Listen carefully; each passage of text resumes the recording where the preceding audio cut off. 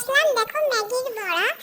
প্রথমে ম্যাগিটাকে সেদ্ধ করে নিয়েছি, তারপরে ডিমগুলো দিয়ে দিয়েছি। আমি 5টা ম্যাগি নিয়েছিলাম আর 5টা ডিম নিয়েছিলাম। তোমরা পরিমাণ মতো নেবে, তোমরা জানো যে কজন খাবে।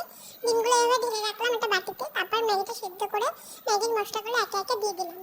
তারপরে ডিমগুলো ঢেলে দিলাম, ঢেলে তারপরে পেঁয়াজ লঙ্কা দিয়ে দেবো, দিয়ে তারপরে পরিমাণ মতো নুন দেবো।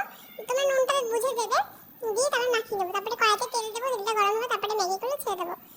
ছেড়ে দেওয়ার পরে ম্যাগি ম্যাগি এখানে একটা জিনিস ঠিক মানে এখানে একটা জিনিস করতে হবে, যেটা হচ্ছে এখানে ম্যাগির মাঝখানে এরকম করে তোমরা চামচ দিয়ে করবে।